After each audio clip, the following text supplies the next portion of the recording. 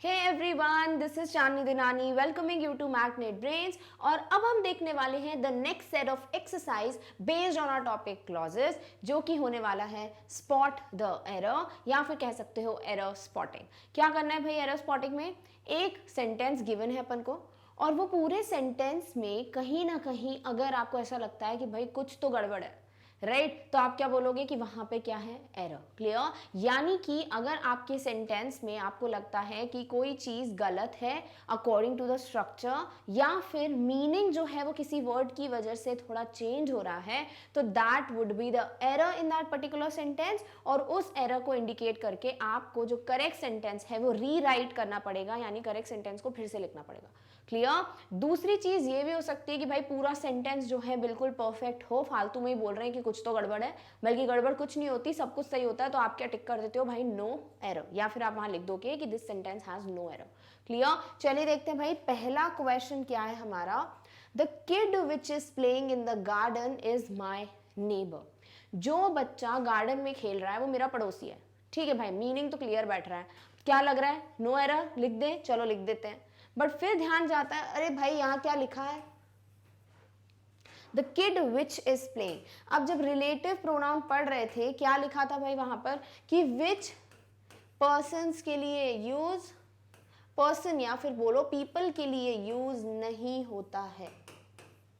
Right, this means here which is what the culprit, जो कि इस सेंटेंस को खराब कर रहा है। क्या करोगे भाई? एक ऐसा रिलेटिव प्रोनाउन डाल दोगे जो कि किड को रेफर कर रहा हो, रिलेट कर रहा हो। तो हमें पता है यहां पर ये जो विच है इस जगह हम क्या लिख सकते हैं? हु। तो सेंटेंस क्या बन जाएगा? The kid who is playing in the garden is my neighbor। Clear? यानी कि हम बोलेंगे the error was in this part here which will be replaced by who. Clear? Done. चलिए देखते हैं next. He would have bought a new house so he had not spent all his bonus on a car. He would have लिखा है, इसका मतलब क्या हुआ कि वो घर खरीद सकता था, यानी खरीदा नहीं। This means this is the action which could have been possible in the past but which was not possible, यानी कि जो कंप्लीट ही नहीं हुआ, ऐसा बोल लो जो एक्शन पास्ट में हुआ ही नहीं। ठीक है, तो यहां आगे क्या दे दिया है? सो क्या करता है भाई? रीजन देता है कि इसलिए he had not spent all his bonus on the car, इसलिए उसने अपनी कार पे पूरा बोनस खर्च नहीं किया। पहली बात तो कितनी अच्छी बात है, तब बोनस मिलता है। दूसरी बात, भाई क्या बोल रहे हो कि उसने कार पे बोनस खर्च नहीं किया और फिर लिख रहे हैं कि वो खरीद सकता था घर। मतलब क्या हुआ? खरीदा नहीं। यानी यहां पर कुछ तो भैया तालमेल सही नहीं बैठ रहा है, कुछ तो गड़बड़ है। ठीक है, क्या गड़बड़ है यहां पर कि यहां पे कुछ कंडीशनल क्लॉज होना चाहिए जो कि बोल रहा है ही would have bought a new house, यानी this is a question of if, बोल सकते हो क्वेश्चन ऑफ इफ कंडीशन, या फिर कंडीशनल क्लॉज जो सेंटेंसेस होते हैं उसका एग्जांपल है ये। इफ कंडीशनल्स बोल लो, कंडीशनल सेंटेंस का एग्जांपल कुछ भी बोल लो। ठीक है, अब यहां पर क्या गिवन है? Would have bot. अब वुड हैव कब आता है भाई? वुड हैव V3, V3 तो एक ही में आता है। कब? जब क्या हो? टाइप 3 या थर्ड कंडीशनल, यानी ऐसा कुछ जो पास्ट में पॉसिबल नहीं हुआ, और ऐसा ही तो कुछ दिया है, खरीद सकता था, खरीदा नहीं ना, मतलब राइट। इसका मतलब इफ के साथ भी क्या आने वाला है? पास्ट परफेक्ट, राइट, क्योंकि ये क्या हो गया? Future perfect. तो पास्ट परफेक्ट है तो क्या होगा भाई? Had V3। This means we are using here, देखो हैड स्पेंट। स्पेंट क्या है? स्पेंट का V3, मतलब ये तो सही है। इसका मतलब गलती कहाँ है? गलती यहां है। सो नहीं आएगा, इफ आएगा। क्लियर? तो सेंटेंस क्या बन जाना चाहिए भाई? ही would have bought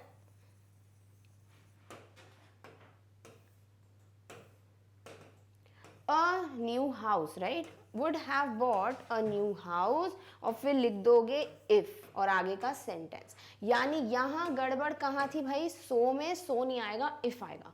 clear? Done. तो इस तरीके से एरर स्पॉट करते हो, यानी सेंटेंस पढ़ते से मीनिंग भले सही लगे फिर भी चेक तो कर लो कि भाई क्या टेंस की गड़बड़ है, टेंस की नहीं है तो क्या कंजंक्शन की गड़बड़ है, क्या सब्जेक्ट वर्ब की गड़बड़ है। इस तरीके से हम सब्जेक्ट स्पॉटिंग द एरर करते हैं। क्लियर? चलिए देखते हैं नेक्स्ट क्वेश्चन। नेक्स्ट है the police are looking for a criminal which ran from the jail. क्या बोल रहे हो भाई, पुलिस उस क्रिमिनल को ढूंढ रही है जो कि जेल से भाग चुका है। ठीक है, अब यहां ध्यान से देखो, द पुलिस आर, अब ये मत बोला मैं पुलिस के साथ आर क्यों लगाए, पढ़ चुके हैं ऑलरेडी, कब इज यूज करते कब आर यूज करते, right. The police are looking for a criminal, फिर लिख दिया है विच। भाई विच क्या बोलता है, विच बोलता है थिंग्स। अब पुलिस जो है जेल में रखे हुए मटके को नहीं ढूंढ रही है, जेल में जो आदमी था, जो पर्सन था, उसको ढूंढ रही है। यानी यहाँ पर हमें रिलेट करना है क्रिमिनल से, पर्सन से। The definitely we will not use which, right. What we will use here is a relative pronoun that is gonna indicate the person, correct. तो क्या बोलोगे, विच नहीं आना चाहिए, हु आना चाहिए, करेक्ट, क्योंकि सब्जेक्ट की बात हो रही है। दूसरी बात, अगर ऑब्जेक्ट होता तो हुम रख देते, क्लियर। तो ये क्या हो गया, the police are looking for a criminal who ran from the jail, clear. तो यहां हमें क्या दिख रहा है भाई कि रिलेटिव प्रोनाउन में एरर ज्यादा देखने को मिलते हैं। तो फॉर अ क्रिमिनल क्या है ये पर्सन, और क्या लिखोगे, who ran from the jail, clear. यानी गड़बड़ कहाँ थी भाई, गड़बड़ यहाँ थी कि विच नहीं आना चाहिए था, हु आना चाहिए था। डन, चलिए देखते हैं नेक्स्ट क्वेश्चन। नेक्स्ट क्वेश्चन है unless she stop make noise. भाई अनलेस दिखाना, सीधे लिख दो एक्सेप्टिव, क्योंकि अनलेस से मीनिंग समझ नहीं आता है, एक्सेप्टिव से आता है। Except if she stop make noise I can't answer the question, कि भाई जब वो आवाज जो है अपनी बंद कर देगी, शोर मचाना बंद कर देगी, तो मैं आंसर कर दूंगा। और क्या बोल रहे हैं कि क्वेश्चन का आंसर कब नहीं कर पा रहा हूं, जब वो नॉइज कर रही है। यानी अनलेस में तो कुछ गड़बड़ नहीं है, राइट। एक चीज उल्टी एक चीज उल्टी, सही दिया है। अब गलती कहाँ है, लिख दो सीधे नो एरर। नहीं, यहां पर कंजंक्शन तो सही है, बट गलती पता है कहाँ है, ये देखो, शी स्टॉप मेक लिखा है, मेक नहीं होता, बंद कर देगी आवाज करना, कंटिन्यूसली जो काम चल रहा है उसको बंद कर देगी। दिस मीन्स यहाँ आईएनजी फॉर्म आना चाहिए, क्लियर। तो ये छोटी सी चीज होती है जो दिखती नहीं है, यहाँ पे क्या आ जाना चाहिए, मेकिंग, क्लियर। तो क्या बन जाएगा sentence, unless she stop making noise, फिर आएगा आगे का sentence, I can't answer the question, clear. यानी हमेशा कल्प्रिट अनलेस नहीं होगा, कभी कभी सही भी बैठता है। यहां पर गड़बड़ कहां थी भाई, मेक जो है वो बैठ गया कंजूसी से, आईएनजी छोड़ के आ गया, तो यहाँ पे आईएनजी लगना चाहिए था, क्लियर। तो क्या बन गया sentence, unless she stop making noise I can't answer the questions. Done, चलिए देखते हैं next question. The news she had cleared her exam made her happy. ये न्यूज कि भाई उसने अपने एग्जाम पास कर लिया, उसकी वजह से बहुत खुश हो गई, ठीक है। अब यहाँ ध्यान से देखो तो क्या है, the news she had cleared her exam, यानी डायरेक्टली लिख रहे हो कि news she had clear her exam. हम ऐसा नहीं बोलते, हम क्या बोलते हैं भाई आज क्या न्यूज है, हम बोलते हैं the news is that, right, the news is this. तो आगे आप कुछ ना कुछ लगाते हो जो दोनों चीजों को कनेक्ट करते हैं, क्लियर। तो यहाँ पर ये जो द न्यूज है ना, यहाँ पे कुछ आगे मेंशन होना चाहिए था, तो हम क्या बोलेंगे, यहाँ क्या रख सकते हो, the news that she had cleared her exam made her happy, clear। यानी something was missing here and that something is that, clear। तो क्वेश्चन क्या है भाई, सेंटेंस बन जाना चाहिए, the news that she had cleared her exam made her happy, clear। next, she showed me the girl that sister won a lottery। क्या बोल रहे हैं कि भाई उसने मुझे वो लड़की दिखाई, गर्ल दिखाई जिसकी बहन ने लॉटरी जीती है, राइट, यही बोलना चाह रहे हो। अब आगे देखो क्या दे दिया है, she showed me the girl, यहां तक तो सब क्लियर दिख रहा है, कुछ गड़बड़ नहीं है, इंडिपेंडेंट क्लॉज है हमारा बढ़िया सा।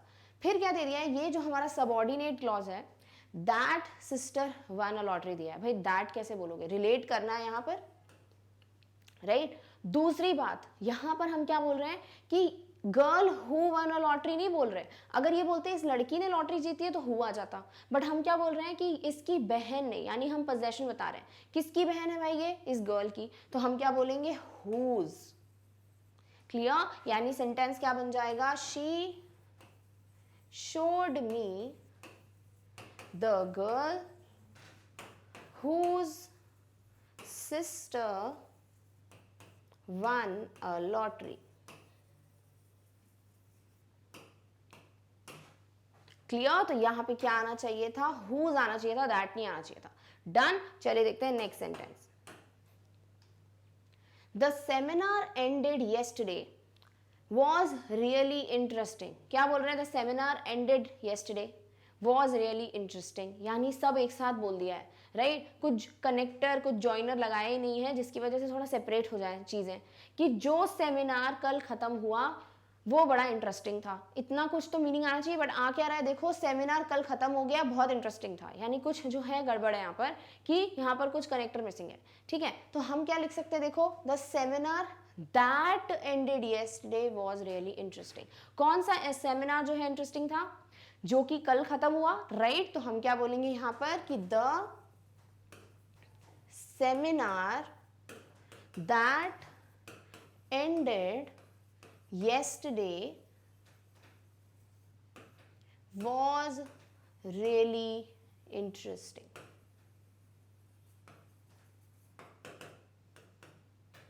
क्लियर? यहाँ पे मतलब आपको फ्रेज के साथ में कुछ कनेक्टर लगना था। देखो, ये द सेमिनार तो फ्रेज हुआ, राइट। तो यहाँ पर हम क्या बोल रहे हैं कि क्लॉजेस का पढ़ रहे हो, आप बोलोगे मैम दोनों क्लॉजेस होने चाहिए, बट इस तरीके के क्वेश्चंस आते हैं, फ्रेज के लिए अलग से पढ़ना नहीं है, राइट। तो हम क्या बोलेंगे यहाँ पर कि कुछ मिसिंग था जो कि इन दोनों को कनेक्ट नहीं कर पा रहा था, तो हम क्या बोलेंगे? The seminar that ended yesterday was really interesting. Clear? Next, where my friend asked about my diploma.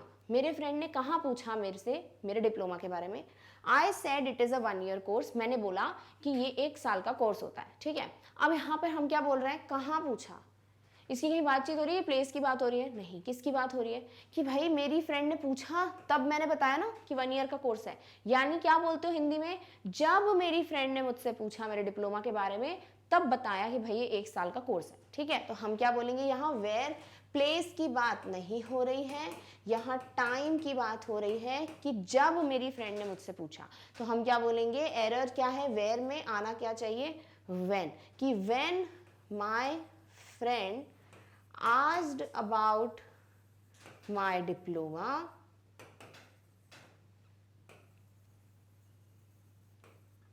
I said it is, said कुछ ज्यादा ही डांस कर रहा है, I said it is a 1 year course। clear? done? चले देखते हैं next question.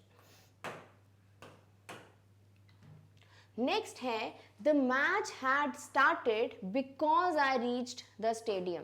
कि भैया मैच इसीलिए स्टार्ट हुआ क्योंकि मैं स्टेडियम में पहुंच गया। भाई यहाँ पर विराट कोहली जी तो लिख नहीं रही सेंटेंस कि भैया मैच जब चालू हुआ जब मैं पहुंचा स्टेडियम, राइट। तो हम क्या बोलेंगे? डेफिनेटली ये गलत है कि मैं पहुंचा हूँ इसीलिए स्टेडियम में मैच चालू हुआ, राइट। तो हम क्या बोलेंगे? एरर कहाँ है? एरर यहाँ पर है कि भाई ये रीजन थोड़ी ना है कि मैं पहुंचा इसीलिए मैच स्टार्ट हो गया। मैच तो स्टार्ट होना ही था, तुम पहुंचो नहीं पहुंचो।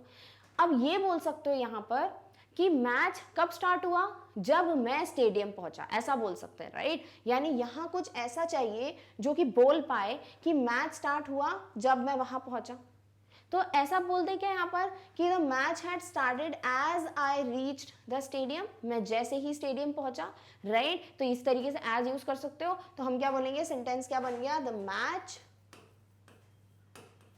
Had started as I reached the stadium। मैं जैसे ही स्टेडियम पहुंचा मैच स्टार्ट हो गया था। Clear? Next, if I were you आ गया भैया हमारा फेवरेट, क्या? कंडीशनल या इफ कंडीशनल्स बोल लीजिए, right. If I were you, ठीक है भाई, यहां पे क्या दे दिया है कि ये हमारा कंडीशनल क्लॉज है और इस कंडीशनल क्लॉज में दे दिया है इफ आई वर यू, यानी ये दे दिया है सिंपल पास्ट। ठीक है, आगे क्या दे दिया है? I think I speak to her. I think I speak यानी सब्जेक्ट प्लस V1, ये दे दिया है सिंपल प्रेजेंट। अब देखो यहां पे 2 चीजें हो सकती हैं। क्या? एक तो ये सिंपल प्रेजेंट है तो इसको भी सिंपल प्रेजेंट कर दो, राइट। और दूसरी बात, या फिर ये सिंपल पास्ट है, सिंपल पास्ट है तो कौन सा? Second conditional. तो यहाँ पे भी क्या कर दो आप? विल, सॉरी, वुड, कुड, इन सब के साथ V1 रख दो, राइट। तो हम यहाँ पे देख लेते हैं भाई मीनिंग क्या है, कौन सा कंडीशनल है? सेकंड कंडीशनल है कि जीरो कंडीशनल है? अगर सिंपल प्रेजेंट करना है तो जीरो कंडीशनल क्या होगा? अगर कुछ ऐसा है जिसका रिजल्ट सेम रहने वाला है या यूनिवर्सल ट्रुथ है। और सेकंड कंडीशनल कब होने वाला है? कि जब हमें ऐसी कोई सिचुएशन दी है जो कि अनलाइकली है, इम्पॉसिबल है, करेक्ट। अब क्या दिया है इफ आई वर यू, यानी this is what, this is the sentence of a wish, तो ये तो पहले ही पता है भाई, इफ आई वर यू तो चेंज होने से रहा, right. I think I speak to her, यानी कुछ गड़बड़ यही है। अब अगर इसे ऐसे ही रखना है इफ आई वर यू, यानी इसको आपको सिंपल पास्ट ही रखना है, तो ये क्या हो जाएगा, ये हो जाएगा वुड कुड शुड कुछ भी ले लो और उसके साथ आप V1 रख दो, राइट। तो ये क्या हो जाना चाहिए, if I were you I think I would लिख देते हैं, वही ज्यादा परफेक्ट बैठता है। और कभी भी कंफ्यूजन होना, सबसे ज्यादा वुड ही यूज होता है, यही देखोगे आप, ठीक है। तो हम क्या बोलेंगे यहाँ कि ये तो सही है भाई हमारा conditional clause, if I were you, आगे आ जाएगा I think I would speak to her, clear. यानी ये क्या हो गया हमारा सेकंड कंडीशनल, जो क्या है देखो, सब्जेक्ट वुड V1, क्लियर। तो ये क्या हो जाएगा भाई, सेकंड कंडीशनल के हिसाब से एरर कहाँ था, हमारे मेन क्लॉज में। क्या है भाई ये मेन क्लॉज, और इस मेन क्लॉज में ही हमारी गड़बड़ थी, क्या कि भाई वो सिंपल पास्ट था, विश की बात हो रही थी, तो यहाँ पे क्या आ जाना चाहिए था, यहाँ आ जाना चाहिए था हमारा वुड कुड इन सब के साथ V1, क्लियर। चलिए देखते हैं next. Rahul met his friend whom is now a scientist, Rahul अपने दोस्त से मिला और फिर लिखा है whom is now a scientist। whom कब यूज करते हो, whom यूज करते हैं भाई जब हमको पर्सन को रिलेट तो करना हो, बट किस में, ऑब्जेक्ट में। अब यहाँ ऑब्जेक्ट की बात हो रही है क्या, नहीं। यहाँ क्या बोल रहे हैं, राहुल अपने दोस्त से मिला जो कि अब एक साइंटिस्ट है। देखो भाई राहुल के दोस्त भी कितने अच्छे साइंटिस्ट बन गए, तो हम क्या बोल रहे हैं यहाँ पर कि राहुल का दोस्त जो कि अब साइंटिस्ट है, यानी हमें राहुल के दोस्त को रिलेट करना है सब्जेक्ट की तरह। तो क्या आ जाना चाहिए यहाँ पर, यहाँ आ जाना चाहिए हु, क्लियर। तो एरर कहाँ है भाई इस पार्ट में, और हमारा सेंटेंस क्या हो जाना चाहिए, Rahul met his friend who is now a scientist, clear. तो ये हो जाएगा हमारा करेक्ट सेंटेंस, यहां पर whom नहीं आना चाहिए, क्या आना चाहिए, who आना चाहिए। Done. Next, if they will finish their homework in time they will come out to play with you. भाई मीनिंग तो बिल्कुल सटीक है, परफेक्ट है, राइट। बट ध्यान से देखो क्या दिया है, इफ दिया हुआ है, क्लियर। तो ये क्या है भाई, हमारे इफ कंडीशनल का क्वेश्चन है।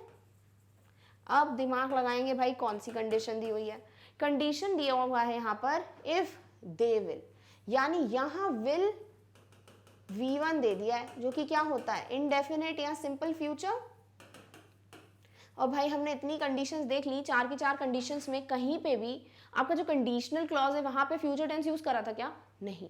कंडीशनल क्लॉज में तो भैया सिंपल प्रेजेंट या पास्ट की बात हो रही थी या पास्ट परफेक्ट की बात हो रही थी, चलो फ्यूचर तो आया नहीं। यानी गड़बड़ कहाँ है, इस इफ वाले पार्ट में, क्लियर। तो हम क्या बोलेंगे यहाँ, सेंटेंस क्या हो गया, इफ दे, ये विल फिनिश में कुछ गड़बड़ है।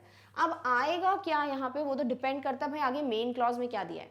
मेन क्लॉज में दिया है they will come out to play with you, यानी विल कम दिया है, this is what, simple future, right. यानी ये फर्स्ट कंडीशनल है कि इसका मतलब हुआ कि भाई ऐसी कोई कंडीशन जो कि लाइकली है, जो कि पॉसिबल है। अब अगर ध्यान से देखो क्या बोल रहे हैं कि अगर ये अपना होमवर्क टाइम पे खत्म कर लेंगे तो फिर ये बाहर खेलने आ सकते हैं, यानी बिल्कुल डेफिनेटली ये क्या है, फर्स्ट कंडीशनल, राइट। तो क्या करोगे भाई, यहाँ तो सबको सही से दिया हुआ है, गलती कहाँ है, इफ क्लॉज में या कंडीशनल क्लॉज में, राइट। क्या करोगे भाई, जब फर्स्ट कंडीशन होती है तो हम सिंपल प्रेजेंट का सिंपल प्रेजेंट ही रहने देते हैं, यानी ये विल हट जाएगा और फिनिश का या तो फिनिश ही रहने वाला है या ES या S फॉर्म बनेगा, डिपेंड्स कि भाई आगे क्या दिया है। आगे क्या दिया हुआ है भाई, इफ दे दिया हुआ है, दे क्या है, प्लूरल है, और वर्ब प्लूरल ही होती है फिनिश, यानी SES की कोई है ही नहीं भैया बात। तो क्या करोगे, if they finish their homework in time, in time का मतलब क्या था, समय के पहले, शेड्यूल टाइम के पहले, राइट। फिर है they will come out to play with you. अब यहां पर आप बोलोगे मैम गड़बड़ तो कुछ थी नहीं, मीनिंग तो सही था कि वो जो है अगर फिनिश कर लेते हैं होमवर्क तो फिर वो खेलने आएंगे। अब देखो इनमें ना एक चीज सीखनी है अपन को, जो अपन बहुत जब छोटे थे ना तब देखते थे, क्या दो सेंटेंस दे दिए जाते थे और बोलते थे भाई इसको कनेक्ट करके दो। अब देखो यहां पर ये सेंटेंस रहा होगा, they will finish their homework in time. ये है आपका पहला सेंटेंस। दूसरा सेंटेंस क्या रहा होगा, they will come out to play with you. ये रहा होगा आपका दूसरा सेंटेंस। अब आपको दिया है भाई एक छोटा सा काम, क्या इन दोनों को जोड़ो। जोड़ने का काम क्यों करते हो भाई, डायरेक्टली बोल दो। क्या करते हैं हम, सेंटेंसेस को छोटा बनाने के लिए, शॉर्ट स्वीट सिंपल सा बनाने के लिए हम क्या करते हैं भाई, कुछ सेंटेंसेस में जो वर्ड्स बार बार रिपीट हो रहे हैं ना, उनको अवॉइड करते हैं और एक कनेक्टर जोड़ देते हैं, राइट। यानी यहां पर अगर हम चाहें तो हम लिख सकते हैं इफ कंडीशन, राइट, क्योंकि खुद ही पता चल रहा है भाई अगर की बात हो रही है, कि इफ दे फिनिश। विल क्यों हटाया, क्योंकि देखो यहां पर हम विल जो है ऑलरेडी रखेंगे सेकेंड पार्ट में, क्लियर। तो हम क्या बोलते हैं यहाँ, इफ दे। अब आप ये भी बोल सकते हो मैम दे हटा दो, भाई दे हटा दोगे तो पता कहां से चलेगा किसकी बात हो रही है, इसीलिए दे तो बिल्कुल नहीं हटा सकते, right.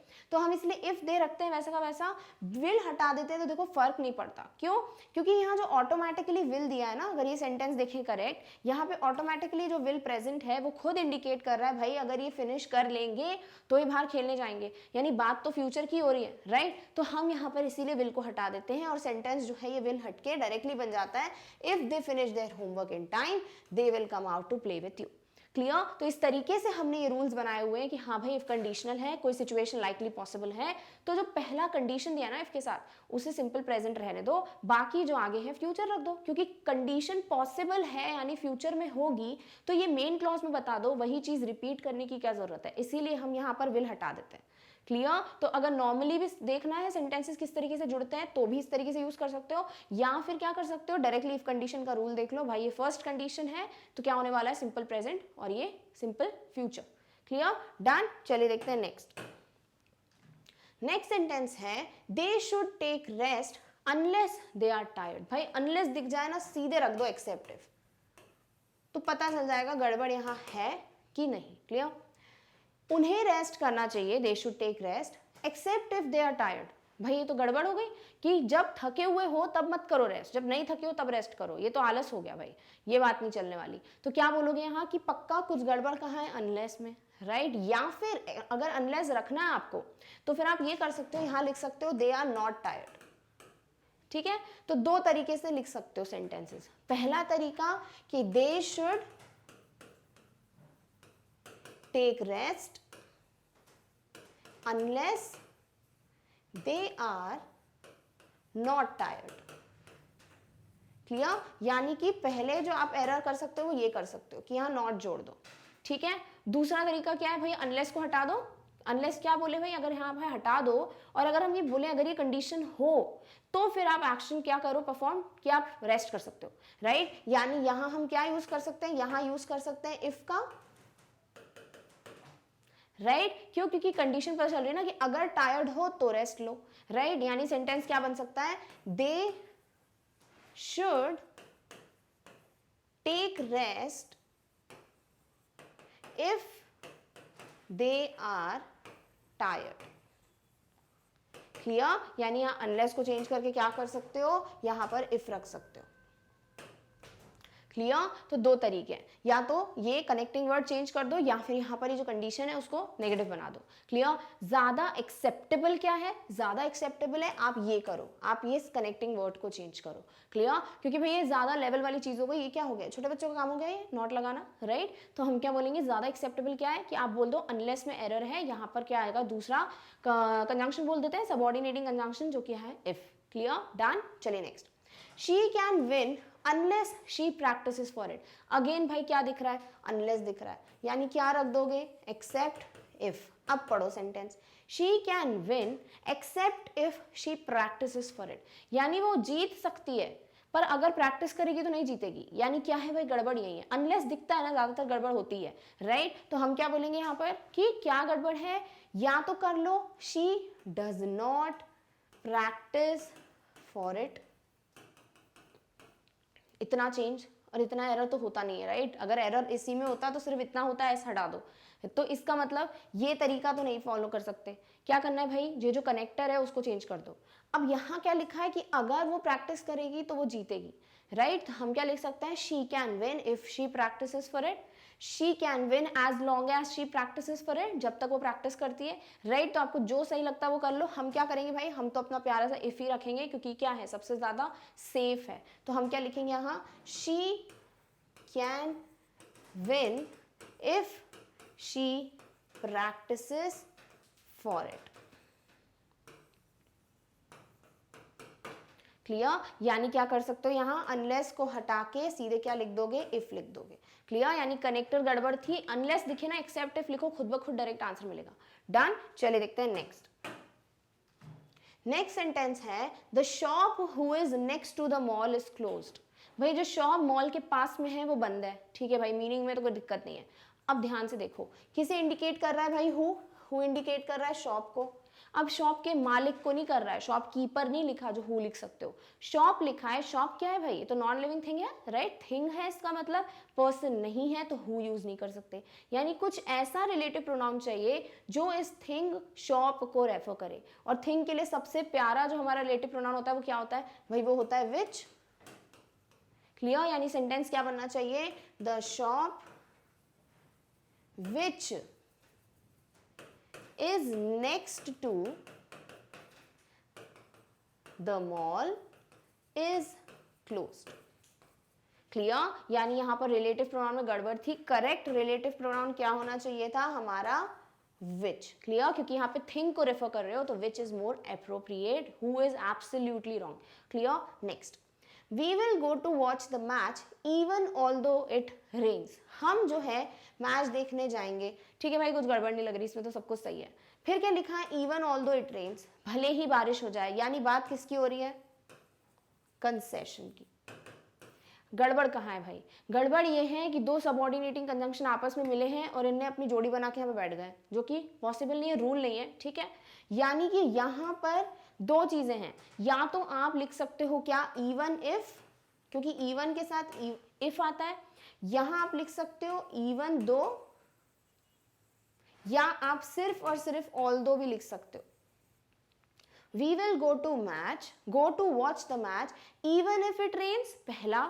We will go to watch the match even though it rains, और थर्ड चीज क्या है, we will go to watch the match although it rains. Clear, या फिर आप ऑल्दो को क्यों हटा सकते हो, क्योंकि ऑल्दो अगर स्टार्टिंग में आए ना तो फिर ज्यादा सही लगेगा।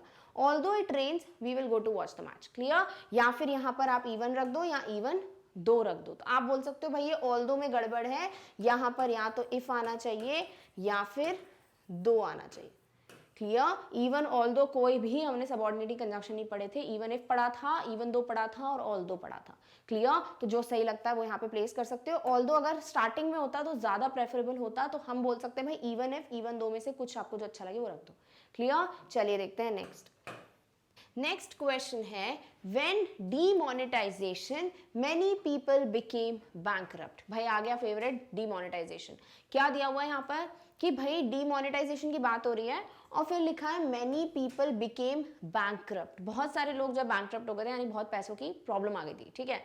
अब ये लिखा है आपने व्हेन डीमोनेटाइजेशन, आगे कुछ दिया ही नहीं है। When demonetisation dash happened, came, something, announced, कुछ तो आना चाहिए था। यानी गड़बड़ का है भाई, यहां गड़बड़ है, राइट। अब ये जो गड़बड़ है वो कैसे समझ आएगी, हम बोल रहे हैं कि भाई बहुत से लोग बैंकरप्ट हो गए थे, तो क्या बोलोगे, डीमोनेटाइजेशन के पहले, डीमोनेटाइजेशन जिस दिन अनाउंस हुआ उस दिन, रात को जब अनाउंस हुआ उस दिन की बात हो रही है, या फिर डीमोनेटाइजेशन के बाद लोग बैंकरप्ट हुए होंगे। ऑब्वियसली भाई जब नोटबंदी हुई होगी, डीमोनेटाइजेशन होगा, उसके बाद लोग जो है बैंकरप्ट हुए होंगे, करेक्ट। यानी यहाँ बात तो टाइम की हो रही है, that is fine, but time का कौन सा सबऑर्डिनेटिंग कंजंक्शन यूज करें ताकि हमारा ये क्लॉज जो है वो इंट्रोड्यूस हो पाए, राइट। तो हम क्या बोलेंगे यहाँ कि डीमोनेटाइजेशन के बाद में लोग बैंकरप्ट हुए होंगे, this means we will use here after.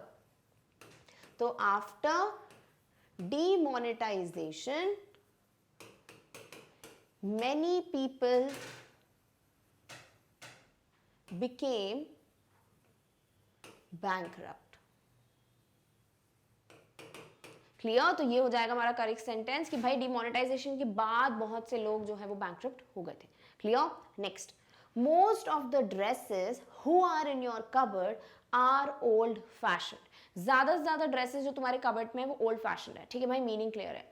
अब यहाँ पर अगर ड्रेसेस होती हमारी भाई फॉर एग्जांपल ऐसी कोई मूवी की जहाँ पर ड्रेसेस बात करती तो आप हु लिख सकते थे, राइट, बट ड्रेसेस क्या है, थिंग्स हैं, तो हम क्या बोलेंगे यहाँ कि ये हु जो है ना ये गड़बड़ है, क्योंकि यहाँ हु रिलेट किसको कर रहा है, ड्रेसेस को, बट हम हु यूज ही नहीं कर सकते ड्रेस को रिलेट करने के लिए, क्या यूज कर सकते हैं, किसी चीज ऐसा कोई रिलेटिव प्रोनाउन जो थिंग्स को रिलेट कर रहा हो, राइट, तो हम क्या बोलेंगे यहाँ हम लिख सकते हैं मोस्ट ऑफ द ड्रेसेस विच, या फिर आप क्या लिख सकते हो, चलो पहले इतना लिख लेते हैं, which are in your cupboard are old fashioned. Clear, तो एक तो ये हो सकता है कि भाई यहां पर क्या करो, ये विच लिख दो, किसकी जगह, हु की जगह। दूसरी बात, अब ये बताओ कि भाई वो कौन सा रिलेटिव प्रोनाउन है जो विच को रिप्लेस कर सकता है, भाई दैट इज दैट, राइट, तो ये क्या लिखोगे यहां पर कि मोस्ट ऑफ द ड्रेसेस, और फिर आगे लिख सकते हो that are in your cupboard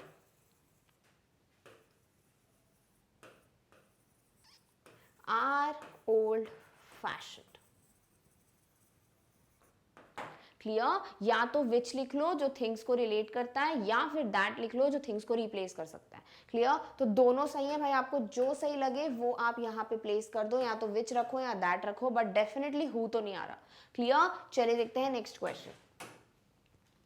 next sentence है if you break the signal you will pay a fine. भाई आ गया हमारा प्यारा सा इफ कंडीशनल।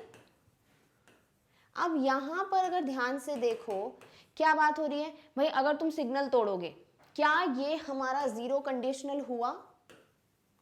क्यों?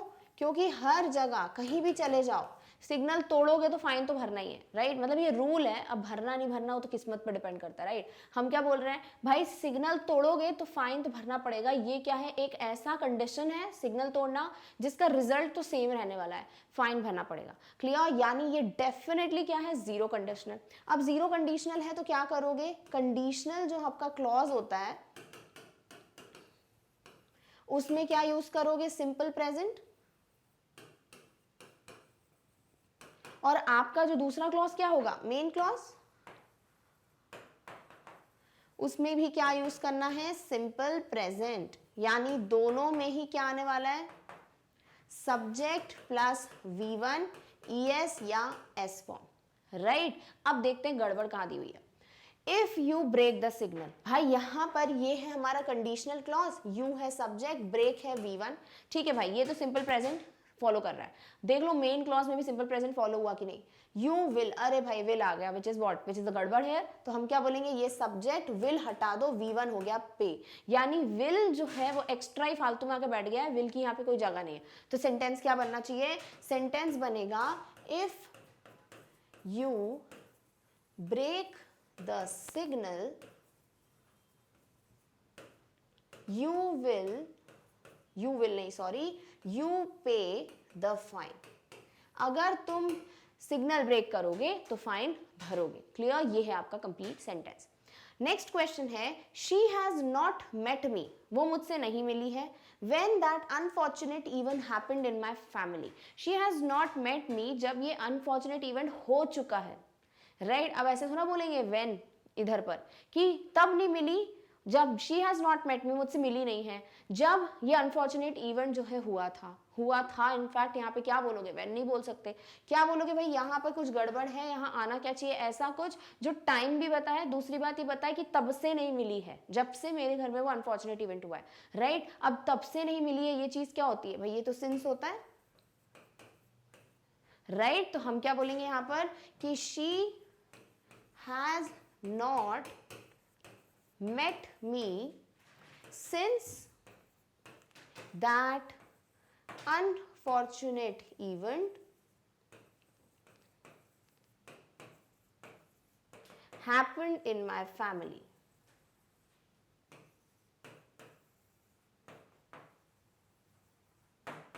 क्लियर। और यहाँ दैट जो है वो सबऑर्डिनेटिंग कंजंक्शन नहीं है, यहाँ दैट बता रहा है कि भाई वो पोजीशन बता रहा है कि उस अनफॉर्चुनेट इवेंट की बात हो रही है। क्लियर। तो यहाँ पे क्या गड़बड़ थी भाई, व्हेन नहीं आना चाहिए, यहाँ क्या आना चाहिए, सिंस, क्योंकि उस पॉइंट ऑफ टाइम से बात कर रहे हैं कि भाई उस वक्त से, जब से ये अनफॉर्चुनेट इवेंट हुआ था मेरे घर में, तब से लेके मैं उससे नहीं मिली हूँ। क्लियर। तो यहाँ व्हेन नहीं आएगा, क्या आएगा, सिंस आएगा। तो एरर स्पॉटिंग में या तो भाई डायरेक्टली आपको पता चल जाएगा भाई करेक्टर में कुछ गड़बड़ है, या तो मीनिंग देख लो, या सबसे बेस्ट कौन सा एरर आने वाला है आपका, इफ कंडीशनल, कि भाई टेंसेस देख लो सही प्रॉपर्ली प्लेस्ड है कि नहीं। Done. So we are done with our second set of exercise based on our topic clauses, which is error spotting. बहुत ही मजेदार टॉपिक है। अगर कॉन्सेप्ट्स क्लियर हैं तो error spotting is very easy, और अगर कॉन्सेप्ट्स क्लियर नहीं रटोगे ना तो एरर स्पॉटिंग है भाई सबसे बड़ा पहाड़ चढ़ना, right. So we are done with the second set of exercise. Now in the next video we will meet with the next set of exercise based on our topic clauses. तब तक आप अपना ध्यान रखिए, और इस टॉपिक की notes की लिंक आपको डिस्क्रिप्शन बॉक्स में मिल जाएगी। Thank you so much for watching, bye.